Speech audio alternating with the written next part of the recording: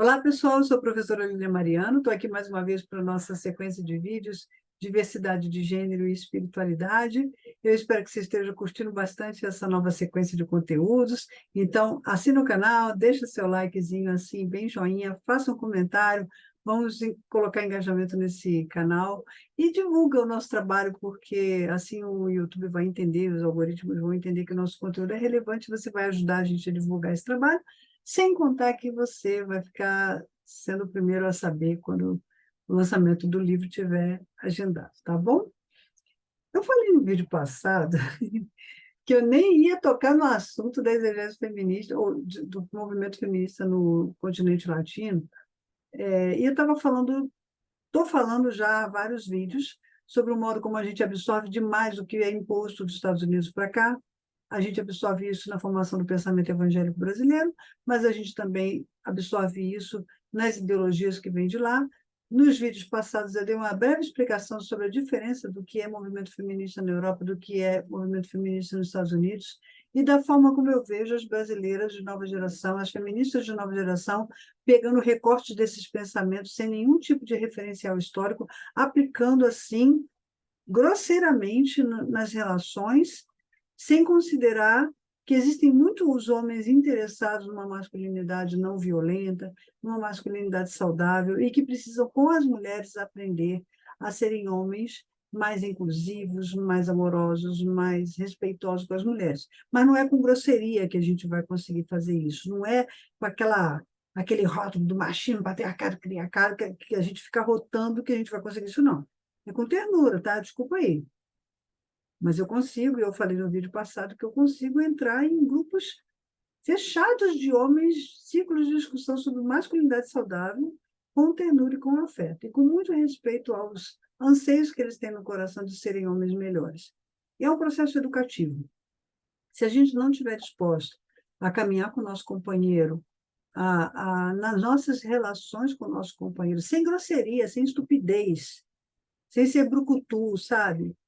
Mas ajudar os nossos companheiros a serem homens menos violentos, e com ternura a gente ganha, a gente reeduca essa sociedade. Eu tenho um depoimento muito interessante de um dos homens com coragem, que ele estava falando sobre o papel da esposa dele na construção dessa nova masculinidade. Eu achei tão bonito aquilo que eu quero replicar aqui. Ele falou que ele veio de um casamento onde ele tinha uma relação muito disfuncional com a primeira esposa, e os dois se agrediam, era muito pesado. E quando ele se divorciou daquele casamento, que ele veio se casar com essa segunda esposa, e agora ele tem um bebezinho com ela, havia momentos em que ele se alterava e ele ficava muito grosseiro. Ao invés dela dizer assim, olha, eu vim para cá com esse machismo, não com essa grosseria, não, essa violência, não sei o quê, e na mesma réplica, sabe o que ela fazia? Ela chegava e falava assim, meu bem, eu não vou dizer o nome dele, claro, isso não é você. E ele ficava morrendo de vergonha pela grosseria que ele tinha feito, e ele foi se reeducando. Então, ele estava falando como que a ternura da mulher dele, e aí vou abrir aqui o parênteses, justamente porque ela não se diminuía, não se sentia diminuída em chegar e chamar a atenção do marido dela de uma forma gentil e meiga, como é que ela foi quebrando ele. Ele falou assim, eu hoje sou um outro homem, eu devo tudo a essa minha mulher. Mas ela nunca foi grosseira comigo na mesma proporção que eu fui grosseiro com ela. Então, eu estou trazendo para vocês coisas que eu escuto dos meus grupos terapêuticos aqui e dos lugares de reflexão onde eu estou sempre antenada, sabe? E aí eu falei, nem vou falar para vocês de onde é que surgiu o movimento feminista latino-americano. E agora eu vou falar. Esse é o vídeo que eu dediquei para isso. Vocês sabiam que enquanto as mulheres europeias surgiu com o pensamento feminista lá, por conta das questões marxistas, de divisão de classe, questão social de trabalho. Nos Estados Unidos, todo o movimento feminista lá tem uma tônica de libertarismo, liberdade sexual, em função da revolução sexual que estava acontecendo lá, direitos reprodutivos, criação da pílula anticoncepcional e tudo mais. Na América do Sul, principalmente, México para baixo, América Latina toda, né? As mulheres estão querendo seus homens de volta.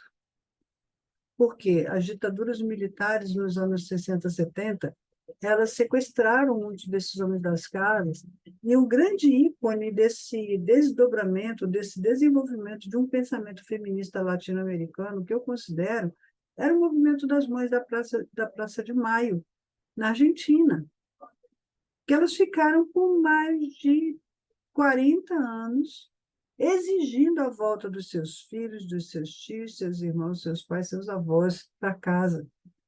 Homens que tinham sido sequestrados das suas famílias e se tornaram presos políticos e foram desaparecidos.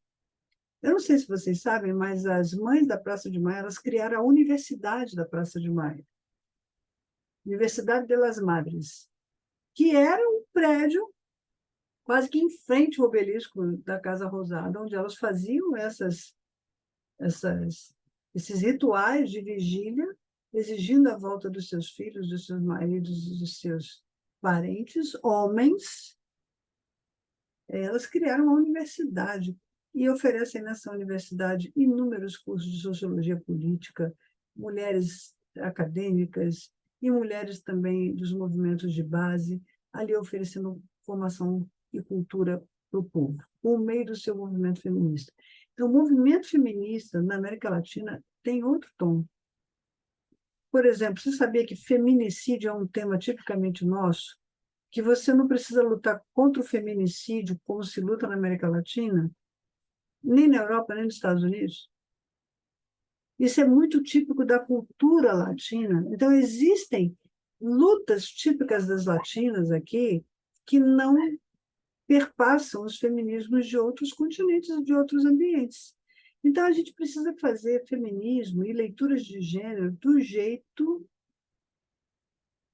autóctone, do jeito aborígene do nosso continente, respeitando, inclusive, o fato de que os nossos povos originais, que são povos indígenas, têm a presença da mulher extremamente forte. Não é à toa que aqui no Brasil a Marcha das Mulheres Indígenas em Brasília é um negócio estrondoso. Igualmente, nas culturas aimara, na Bolívia, as mulheres eram assim, elas metiam o tacape no chão, estremecia tudo. Meu orientador, Milton Santos, que eu já mencionei aqui, ele falava que era de estremecer. Uma mulher chefe de uma aldeia na Bolívia, quando ela metia aquele cajado no chão, os homens tudo tremia. Também no Chile, as mulheres Mapuche, e todas as culturas indígenas que nós tivemos aqui e ainda temos na América Latina, elas nos fazem ter que ter um feminismo muito diferente. Então, por favor, referencial teórico, não me desesperem. Vamos ler a história do pensamento feminista e vamos parar de importar os pacotes enlatados de Europa e Estados Unidos pronto, sem referencial histórico. Vamos olhar para a nossa cultura, para as nossas necessidades. Qual é a luta de mulheres latino-americanas? É a luta por saúde, é a luta por combate à violência, ao feminicídio. Direitos reprodutivos é importante aqui, mas nem é a nossa tônica. Eu falo isso como alguém que já pesquisa feminismo há 20 anos, e eu posso dizer isso de cátedra. Não é a nossa tônica. Agora sim, abuso infantil, meninas violentadas desde pequenininhas, abusadas por seus parentes em casa, são lutas nossas. Ah, Lili, a questão do trabalho, a questão do trabalho também, mas ela não é. Gente, nós temos que ter escalas hierárquicas do que é prioridade nas nossas estruturas sociais, quando a gente está falando de feminismo. Então, eu desafio vocês aí, feministas millennium, das meninas que nasceram depois de 2000 já se intitulam feministas sem nunca ter pesquisado nada na história sobre feminismo. Então, vamos ler um pouquinho, vamos? A professora Lília agradece e recomenda para vocês mais leitura.